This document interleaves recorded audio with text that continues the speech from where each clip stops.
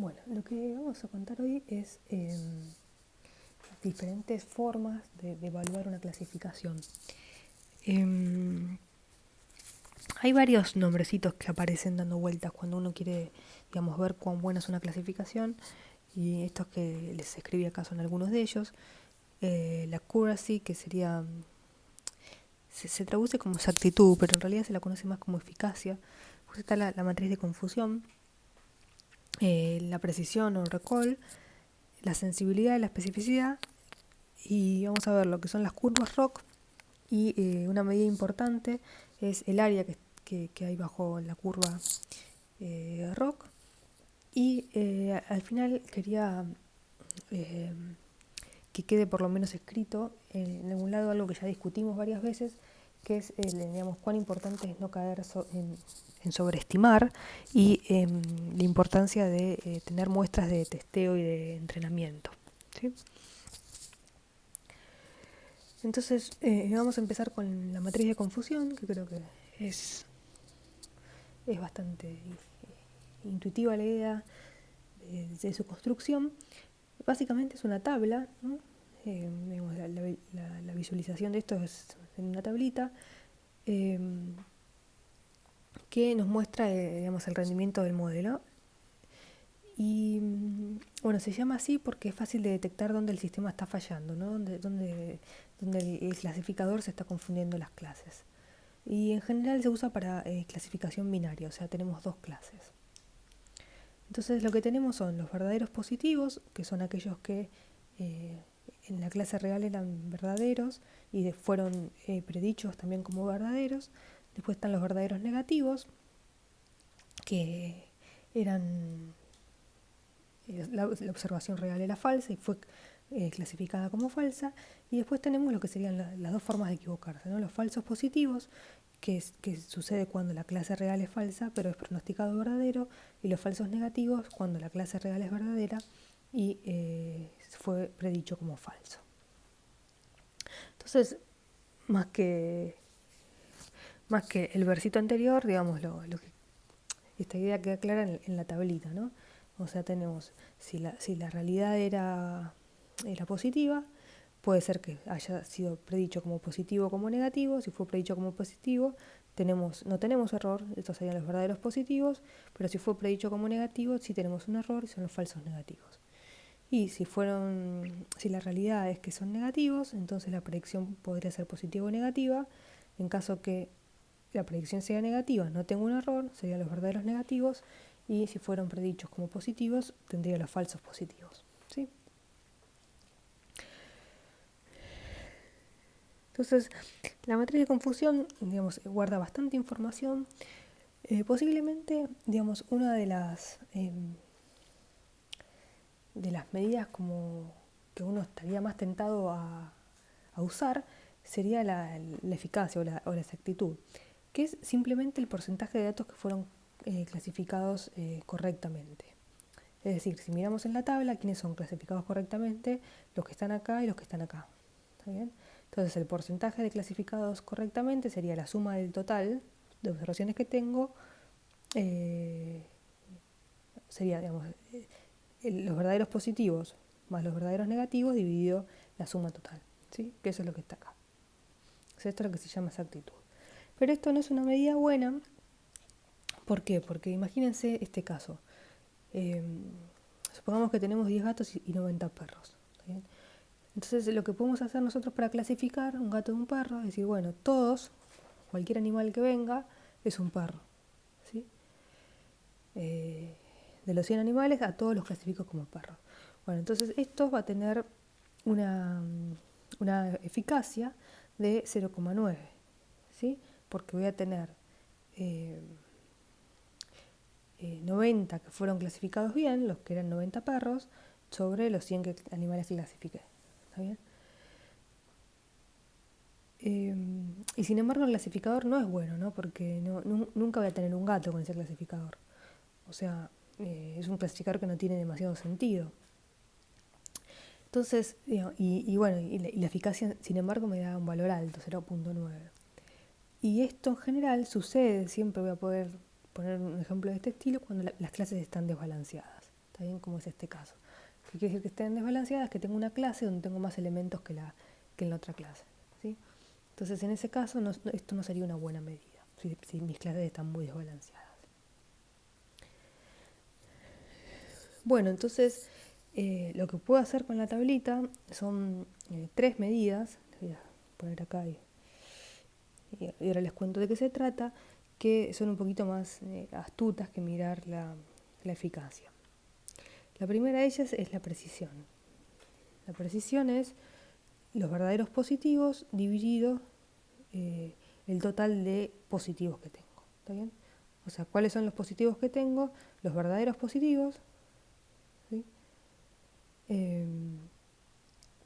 Dividido los verdaderos positivos más los falsos positivos. ¿Está bien? Si venimos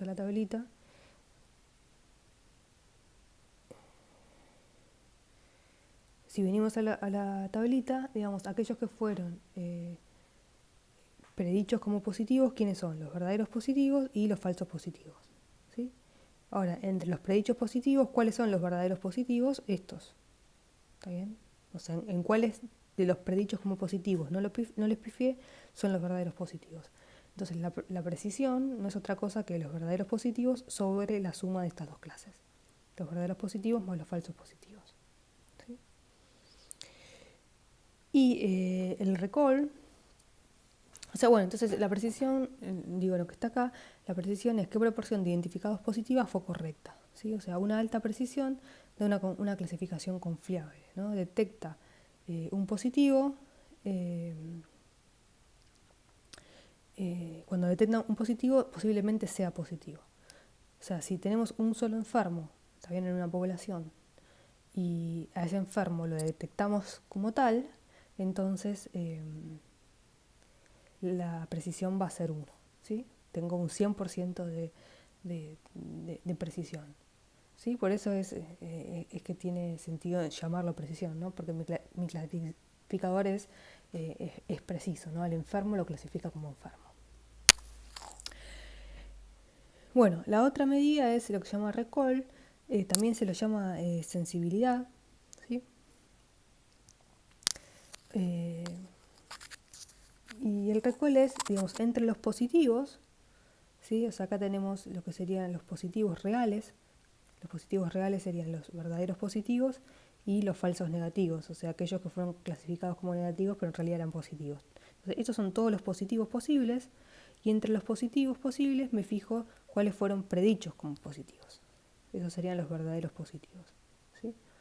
Entonces, lo que mide el recall es qué proporción de positivos reales se clasificó correctamente, ¿sí?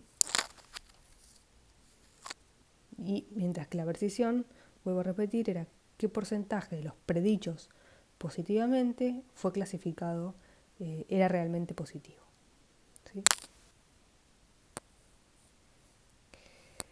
¿Qué implica que esta medida sea alta? ¿Qué quiere decir un alto recall? Implica que no dejas a ningún positivo mal clasificado, ¿sí? O sea, podría pasar que dentro de los positivos tengas otros elementos que no sean positivos, pero un alto recall quiere decir que agarraste a todos los positivos.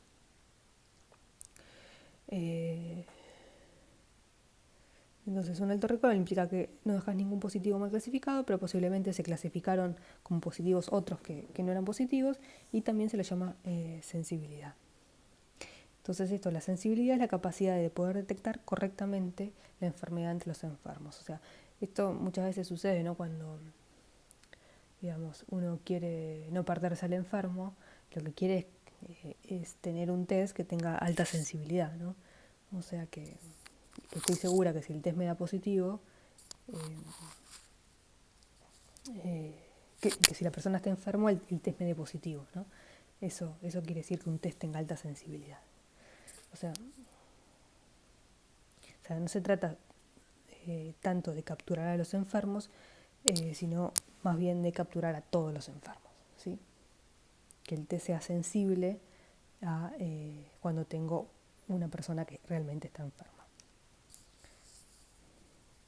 Y la tercera medida que puedo sacar también de la matriz de confusión es lo que se llama la especificidad. La especificidad sería entre los valores que son realmente negativos, ¿está bien? Que quiénes son los verdaderos negativos y los falsos positivos, ¿sí? Los falsos positivos son aquellos que fueron predichos como positivos pero eran negativos. Entonces acá abajo tengo todos los que son negativos, realmente negativos, todas las observaciones negativas. Bueno, entre todas las observaciones negativas, ¿cuáles fueron clasificados como negativos? ¿Sí? Entonces, entre todos los negativos, ¿cuántos fueron predichos negativos? Sería casi como un opuesto a este y sería, digamos, la capacidad de detectar sanos, ¿no? De que si el test me da negativo, es porque realmente era una persona sana, ¿sí? No estaba enferma. Eso quiere decir que el test tenga alta especificidad. Entonces, para tratar de fijar un poquito estas tres medidas, vayamos al ejemplo de los pajaritos, ¿sí? Que vimos la otra vez. Entonces, ¿se acuerdan que teníamos la especie rechazadora y la especie aceptadora? Y los clasificábamos según cuántos huevos removían del nido, ¿sí? Entonces, la idea era que si uno conocía el número de huevos que removía la especie de pajaritos, uno a partir de ese número de huevos quería decir si la especie era rechazadora o era aceptadora. Y para esta especie, para este problema, habíamos obtenido un clasificador, ¿no? El clasificador óptimo, en el sentido de que minimizaba el error medio de predicción, que bueno, obviamente después, como les conté, digamos, si uno después estima, digamos, ahí en algún sentido pierde la optimalidad, pero bueno, es un clasificador que tiene alguna propiedad teórica. Bueno, entonces si suponíamos que los nidos todos tenían 8 huevos, entonces el clasificador óptimo clasificaba al ave como aceptadora siempre que el ave removía 5 huevos o menos, y clasificaba al ave como rechazadora si se removían 6 huevos o más. Entonces, imaginémonos que estamos en este caso, ¿no? Que tenemos diferentes pajaritos, cada uno de estos es un pajarito, y este pajarito removió 0 huevos, este pajarito removió 3 huevos y así, ¿sí?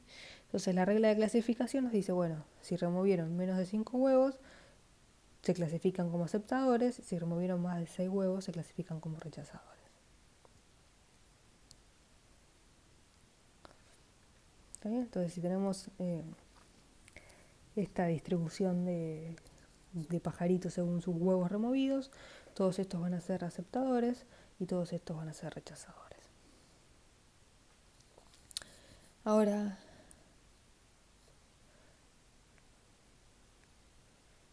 perdí en algún lado, bueno, no importa. Entonces, imaginémonos en realidad que ahora podemos ver cuáles eran aceptadores y cuáles eran rechazadores, ¿sí? Estoy en ese caso. O sea, alguien me dice la verdad, no, mira, este pajarito es aceptador, este pajarito es rechazador, ¿sí?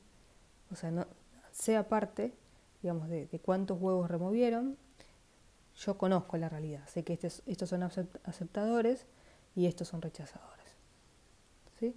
Que obviamente no es el caso real, ¿no?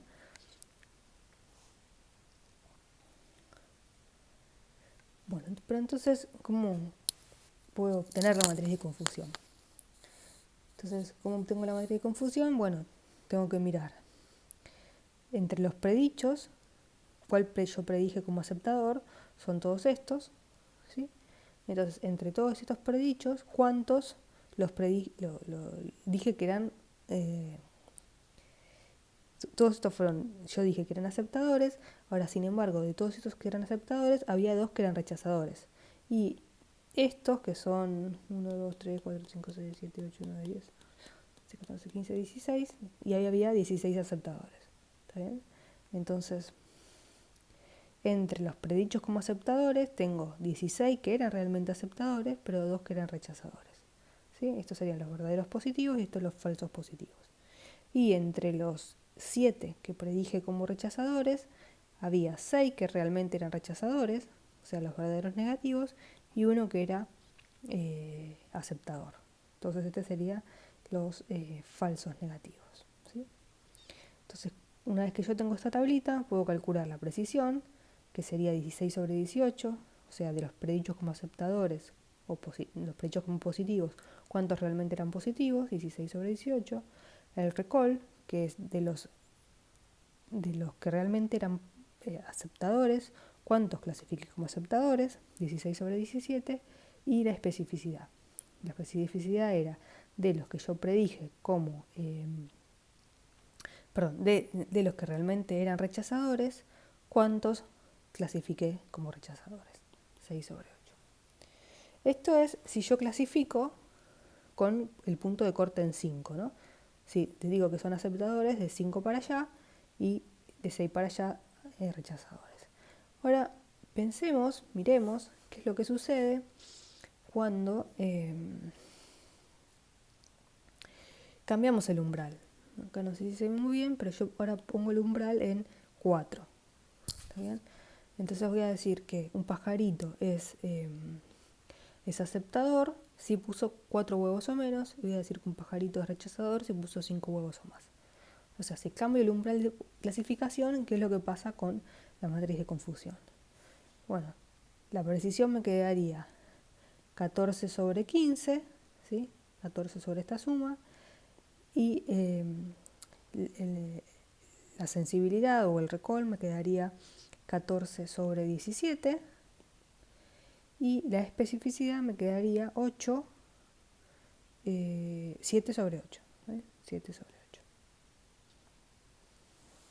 Eso es lo que le pasa si muevo un poquito el umbral de clasificación para allá, ¿sí?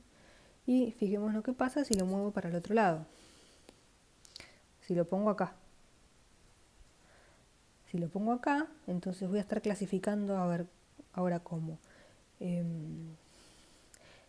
Voy a predecir 17 pajaritos como aceptadores, pero 5 que en realidad son rechazadores, también los estoy clasificando como aceptadores, ¿sí? Y no voy a clasificar ningún pajarito como aceptador. No, entre los que clasifiqué como rechazadores, no había ningún pajarito aceptador y había solamente 3 rechazadores, ¿sí? Entonces, si otra vez calculo la precisión, la sensibilidad y la especificidad, me quedan estas cuantitas de acá. Y ahora en la tablita siguiente voy a resumir estas tres propuestas, ¿no? Con los 3 diferentes umbrales. Umbral de 4, de 5 y de 7. Es lo que tengo acá. ¿Sí? Entonces, dependiendo cómo muevo el umbral de corte de la clasificación, ¿qué es lo que pasa? Bueno, cuando tengo un punto de corte de 4, mis falsos positivos es 1. Y a medida que aumento el umbral de clasificación, aumentan los falsos positivos, pero disminuyen los falsos negativos, ¿sí? Y, por otro lado, cuando aumento cuando muevo el punto de corte cada vez más grande, la precisión se hace cada vez más chiquita, pero la sensibilidad se hace cada vez más grande y la especificidad se hace cada vez más chiquita, ¿sí? Entonces, si yo quiero tener una precisión alta, una sensibilidad alta, una especificidad alta, tengo que, digamos, decidir de alguna manera, con algún criterio, cómo elegir el punto de corte, ¿está bien? Porque no hay un punto de corte que me va a servir para tener la sensibilidad, la precisión y la especificidad lo más alto que pueda, ¿está bien? Las 3 juntas altas no voy a poder, ¿sí? ¿Por qué? Porque hay un juego, ¿no? Entre cuanto más muevo el umbral, se me mueven para un lado o para el otro estas 3 cantidades. Entonces, digamos, esto es un problema que uno tiene que decir, sería como el equivalente al sesgo y la varianza, o el equivalente al error de tipo 1 y al error de tipo 2, ¿no? Cuando uno mueve uno, se le mueve el otro error, ¿sí? Siempre existe este trade-off entre diferentes tipos de errores. Y bueno, nada, uno tiene que poner algún criterio y, digamos, elegir de acuerdo a ese criterio. Entonces, una manera de hacer esto es con lo que se llaman, digamos, lo que se hace es definir métricas que combinan de alguna manera la precisión y el recall, por ejemplo. ¿Sí? Esto por ejemplo, es una de las métricas que se llama F1, que es una media aritmética. eh, y esta es una forma de definirlo más general, ¿sí? La F beta. Fíjense, por ejemplo, que si beta es cero, lo que va a pasar es que, bueno, acá me va a quedar un cero y el recall se va a cancelar con este recall, ¿no? Acá hay un por, no sé si se entiende, ¿no? Acá hay un por. Entonces, si el beta es igual a cero, esto se va y este se cancela con este y esto se va. Entonces, si beta es cero, o sea, f de cero, lo que queda es el recall, ¿no? Perdón, la precisión. Qué tontis.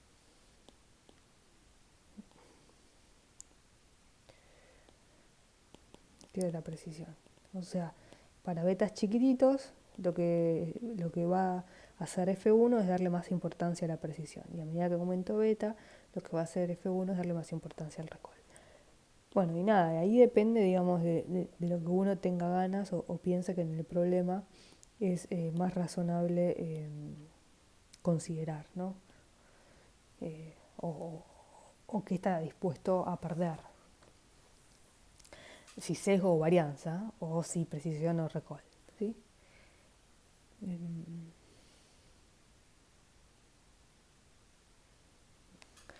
Cada vez que leo encuentro un error de tipeo nuevo, no sé, acá tengo un acento de más, en fin, hay un montón.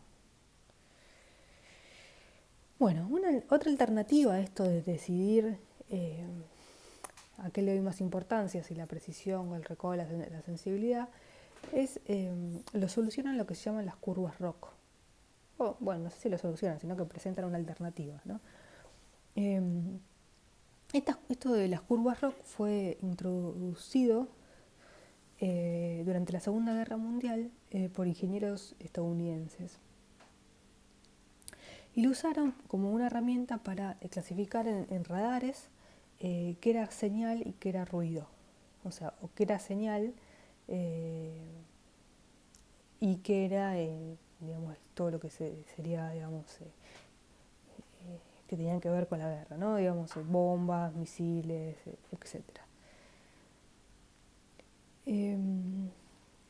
Y se usa tanto, digamos, la curva en sí misma como el área que está bajo ella, ¿sí?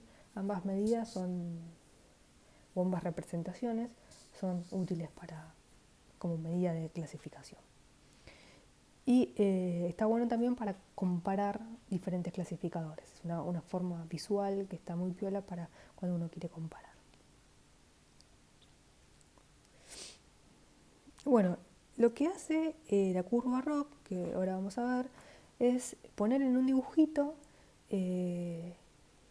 algo así como lo que hicimos recién para los tres diferentes umbrales. Bueno, la curva ROC lo que hace es hacer lo mismo, pero para todos los posibles umbrales diferentes, ¿sí? Entonces, lo que muestra es el rendimiento del modelo en todos los umbrales de clasificación. Entonces, recordemos que teníamos la sensibilidad, que era la tasa de verdaderos positivos, ¿sí? Entre todos los positivos, cuáles fueron clasificados como positivos, y después tenemos lo que se llama la tasa de falsos positivos, que es uno menos la especificidad. ¿Se acuerdan que la especificidad era los verdaderos negativos dividido los falsos positivos más los verdaderos negativos? O sea, entre los que en la realidad son negativos, ¿sí? Estos son los que en la realidad son negativos, ¿cuántos fueron clasificados realmente como negativos? ¿Sí? Lo que sería la tasa de falsos positivos sería uno menos estos. Entre los negativos, ¿sí? ¿Cuáles fueron clasificados como positivos? ¿Sí? O sea, esto sería uno menos la especificidad. Bueno, entonces, ¿qué es lo que, digamos, por qué se mira, digamos, uno menos la especificidad y no la sensibilidad? ¿Se acuerdan que antes, ¿no? Cuando subía la sensibilidad bajaba la especificidad, ¿no? Entonces lo que estoy logrando ahora es que si yo miro el 1 menos, lo que estoy logrando es que si sube la sensibilidad, también suba la tasa de falsos positivos. Digamos, eso en cuanto a la matemática. Ahora, pero si uno lo piensa un poquito más, digamos, lo que está diciendo que este suba, cuando este sube, este también sube, quiere decir que si nosotros clasificamos más elementos como positivos, entonces van a aumentar tanto la tasa de verdaderos positivos como la tasa de falsos positivos. ¿Está bien? Entonces eso es razonable, que suban estas dos cantidades cuando aumentamos los positivos. Y si bajamos los positivos, van a bajar las dos cantidades. ¿Sí? Bueno, lo que hace la curva ROC es graficar estas dos cantidades. La tasa de verdaderos positivos versus la tasa de falsos positivos en diferentes umbrales de clasificación. ¿Sí? Este sería el dibujo. ¿Sí? Entonces acá graficamos la tasa de falsos positivos, o sea, 1 menos la especificidad, y acá graficamos la tasa de verdaderos positivos, que sería la sensibilidad.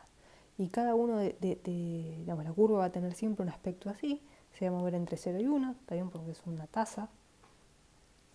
Y cada puntito de la curva lo que me está diciendo es cuánto vale la 1 menos la especificidad y cuánto vale la sensibilidad para cada punto de corte. ¿Sí? Piensen en los puntos de corte que pusimos antes para los pajaritos. Para cada punto de corte teníamos una especificidad y teníamos una sensibilidad. Bueno, eso es lo que representa la curva.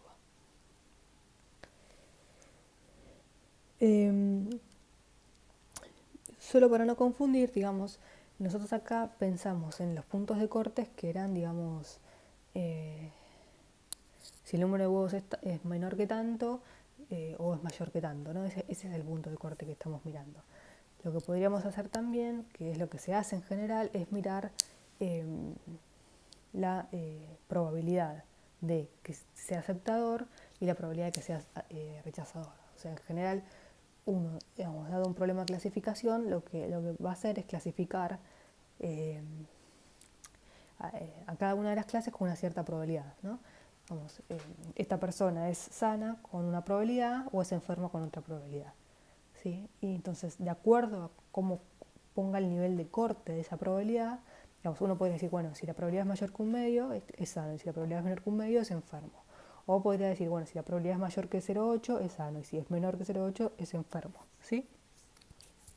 Entonces, muchas veces la curva ROC, o en general la curva de ROC, se piensa donde los puntos de cortes están puestos en términos de la probabilidad. Ahora es lo mismo pensarlo en términos de la probabilidad o pensarlo en términos del punto de corte como el de los pajaritos. ¿Está bien? Porque uno está asociado con el otro. ¿Sí? O sea, lo importante acá es, no importa qué estoy mirando exactamente, qué corte estoy mirando, para cada punto de corte tengo una especificidad y una sensibilidad. ¿Sí? Bueno, si uno mira el área bajo la curva, bueno, esto proporciona una buena medición del rendimiento de la clasificación. ¿Por qué? Porque el área bajo la curva, ¿no? La curva es una curva que está entre 0 y 1. ¿Sí? El área de este cuadrado es 1 por 1. Entonces, el área que está bajo la curva, lo máximo que puede valer es 1. ¿Sí? Ahora, cuando esta curva es enseguida sube, pensemos en el caso muy patológico, ¿no? Que la curva es así, el área es 1. ¿Y eso qué quiere decir? Que estamos acá. Que las predicciones son, un modelo cuyas predicciones son 100% incorrectas tiene una UC de 0, ¿sí? Que sería el caso que siempre es así y sube. O sea, lo que estamos diciendo acá es que si es así y así, digamos, para casi todos los umbrales, salvo para el final, para casi todos los umbrales, la tasa de verdaderos positivos es 0 y la tasa de falsos positivos también es 0. ¿No?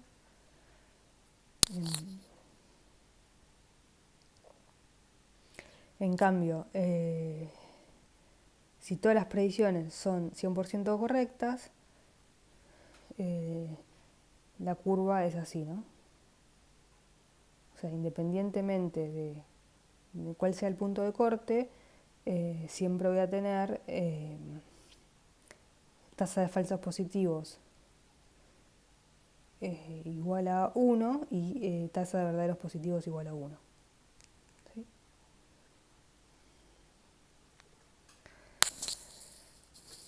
Bueno.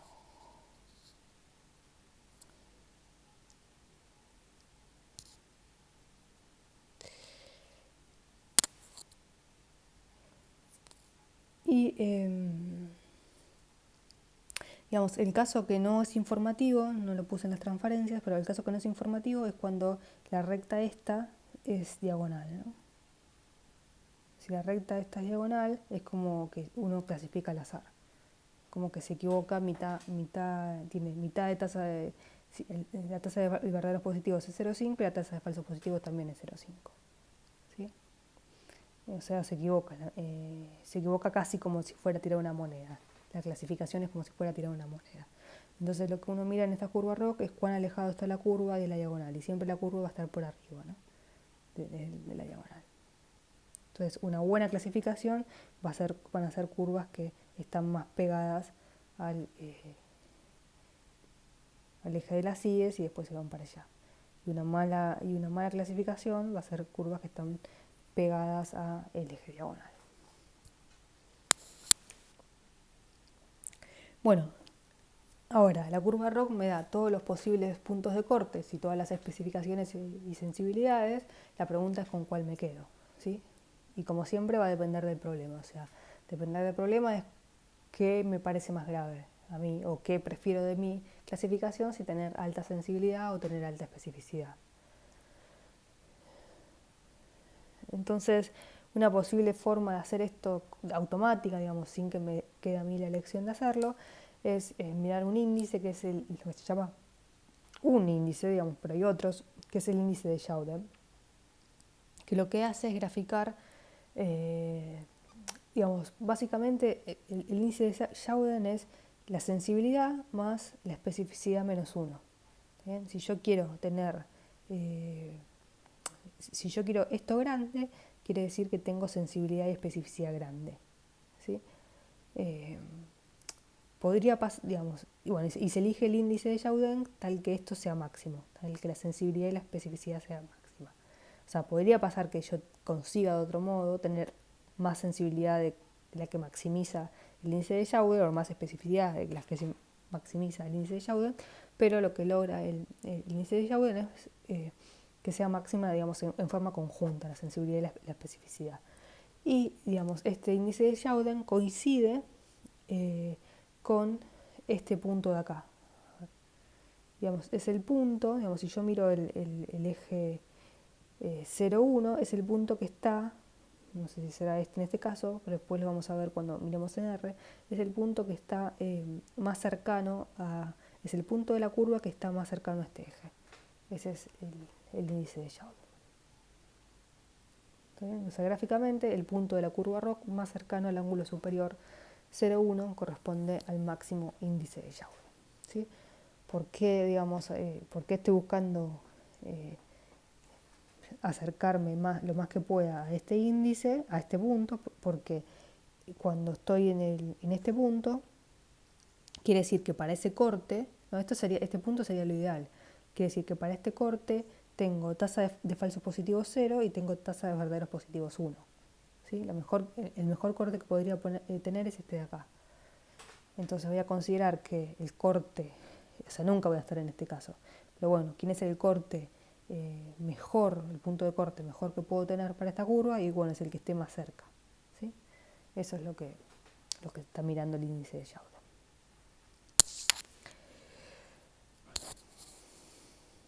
Bueno, es lo que le decía antes, ¿no? Que obviamente este punto de corte no necesariamente determina la sensibilidad ni la especificidad más alta que podría alcanzar el test. ¿No? Y para que jueguen un rato con curvas ROC, les dejo acá, no parece, pero acá y acá son links, o sea, en el PDF si cliquean ahí les debería aparecer que hay dos shinies de curvas ROC para jugar un poco y para terminar de entender qué es exactamente lo que nos está diciendo las curvas ROC. Bueno, y para terminar, lo que les quería contar era un poco del problema de sobreajuste y unas posibles soluciones. Ya estuvimos charlando un poco de, de este problema, digamos, en las clases, pero me parecía que estaba bueno que quede escrito en algún lado. Y bueno, pensémoslo en particular en el contexto de clasificación. Entonces, para entender un poco qué es el sobreajuste, pensemos que queremos clasificar los puntos violetas de los puntos verdes, y entonces, si tenemos estos puntos, digamos, un posible clasificador que podemos dar, si uno le dice, bueno, a ver, agarra el lápiz y clasificame, ¿no? Uno lo que estaría tentado a hacer es esto de acá, ¿no? Y bueno, si yo me quedo con estas regiones de clasificación, estoy clasificando perfectamente. Y en principio eso no parece muy complicado del clasificador que uno está dando ahí, ¿no? O sea, parecería que funciona bien. Ahora, si yo vuelvo a tomar más puntos de este experimento, los ploteo, me queda esto, ¿sí? Entonces, lo que vemos ahora es que si agregamos más puntos, ¿sí?, con la misma distribución que teníamos antes, ya, digamos, lo que está pasando es que hay puntos, aparecen puntos que están mal clasificados. Por ejemplo, acá, donde solamente teníamos un punto verde y por eso pusimos esta región, aparecen 2 puntos violetas y, por ejemplo, acá, en toda esta zona, aparece un conjunto de puntos verdes, ¿sí? Y sin embargo nosotros habíamos torcido nuestro clasificador para que este punto violeta quede en la zona violeta, ¿sí? Entonces, al aparecer más puntos, lo que vemos es que posiblemente esta línea, ¿no?, que ahora tenemos, estas regiones de clasificación no serían las mejores, ¿sí? Por ejemplo, si uno graficase la recta, ¿sí?, bueno, habría que contar puntitos, pero digamos, posiblemente esa recta roja tenga un menor error de clasificación que lo que tiene la región que calculamos antes, ¿no? Es decir, que si hubiésemos considerado un modelo más simple, ¿sí?, o menos adaptados a los datos que teníamos originalmente, nuestro clasificador ahora, que para clasificar con más puntos, nos estaría dando mejor, ¿no? Entonces, y esto es el problema del sobreajuste, ¿no? Un modelo sobreajustado lo que obtiene es una performance que es excelente en los datos en los que yo estoy entrenando el clasificador, pero que no se desempeña bien cuando uno tiene nuevos datos, ¿sí? Y en general lo que sucede es que los modelos que sufren de sobreajuste son modelos que son más complejos de lo necesario, ¿no? O sea, uno lo que está haciendo es agregando más parámetros de lo que necesita, o modelando de una forma más complicada de la que realmente necesita. Y eso es lo que se conoce como la navaja de Ockham o el principio de parsimonia, ¿no? En el contexto de aprendizaje automático, lo que quiere decir es que cuanto más simple sea tu modelo, más probable sea que un buen resultado empírico no se deba simplemente a la particularidad de los datos, ¿no? O sea, si vos tenés un modelo simple, dicho en otras palabras, si vos tenés un modelo simple y en tu modelo simple ves que la, digamos, la clasificación en este caso es buena, entonces posiblemente no se deba a eso a cómo son tus datos, ¿está bien? O sea, pensémoslo acá. Si yo de entrada hubiese clasificado con la recta, ¿no?, hubiese clasificado acá con una recta, el modelo era súper simple y los datos solamente se equivocaban en 2, ¿no? Este estaba mal clasificado y este estaba mal clasificado y este estaba mal clasificado, si yo acá hubiese clasificado con la misma recta que antes, ¿sí? Bueno, en 4, ¿no?, porque esto posiblemente también.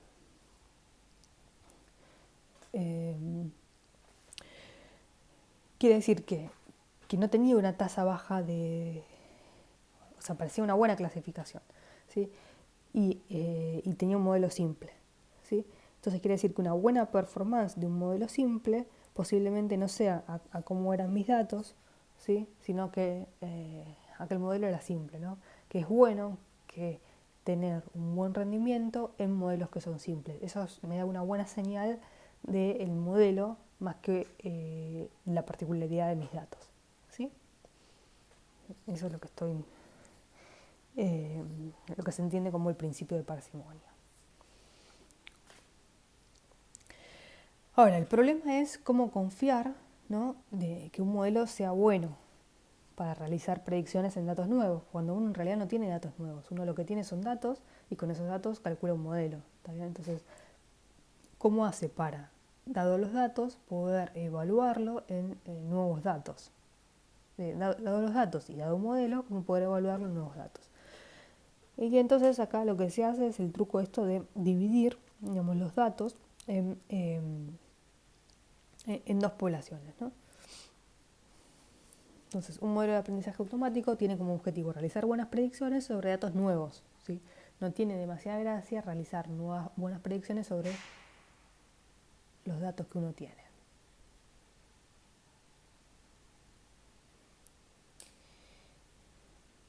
Bueno, entonces, como les decía, una forma de dividir esto es, de lograr esto es dividir el conjunto de datos en dos subconjuntos, que son el conjunto de entrenamiento, ¿sí?, que es un conjunto en el que yo voy a entrenar a formar mi modelo, y el conjunto de testeo, que es el conjunto de datos donde yo voy a probar mi modelo, ¿sí? Y acá hay que tener cuidado con la palabra testeo, que la palabra testeo no viene de ser test de hipótesis, digamos. La palabra test en estadística capaz que tiene una connotación que no es la que está acá, ¿no? Es capaz que sea más adecuado a la palabra validar, ¿sí?, el conjunto de validación. Entonces, un buen rendimiento, ahora sí, en el conjunto de validación sería un indicador bueno de que el modelo funciona bien aún con datos nuevos, ¿no?, que es el objetivo en general del aprendizaje automático. Bueno, es importante que cuando uno elija las muestras de entrenamiento y de testeo, se elijan bien, ¿no?, porque si no, le voy a pifiar ya de entrada. ¿Qué quiere decir? Que se elijan bien, digamos, que las dos muestras tienen que venir de la misma distribución, tienen que ser independientes, tienen que ser elegidas al azar, ¿sí? Si no, le voy a meter la pata. O sea, si los datos son dependientes, tengo que tener mucho cuidado con elegir las muestras de testeo y de validación, ¿sí? Que la misma dependencia, por ejemplo, se refleje en los dos conjuntos de datos. O sea, no es obvio cómo hacerlo con dependencia.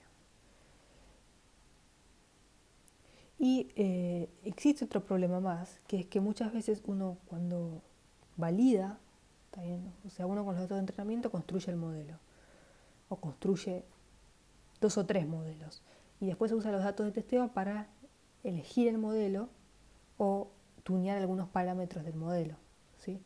Entonces, en realidad, ahí me vuelvo a morder la cola, ¿sí? O sea, como que parecería que está pasando lo mismo otra vez.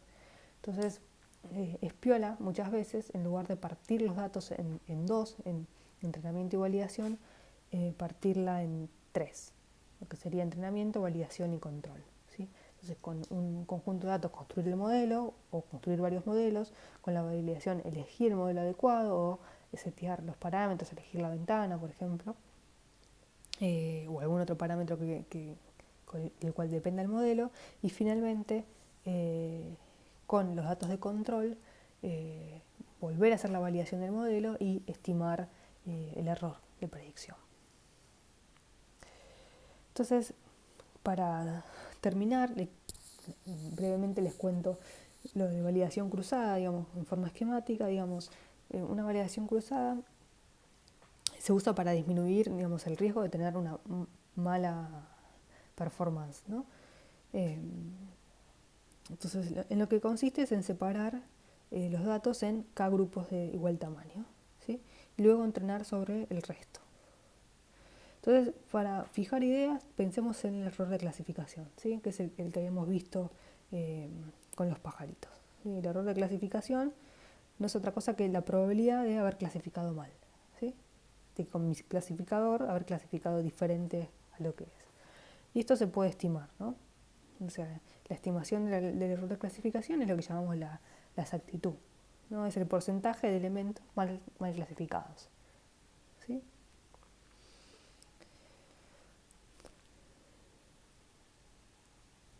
Ok, entonces, una manera que tengo es lo que se llama leave one out.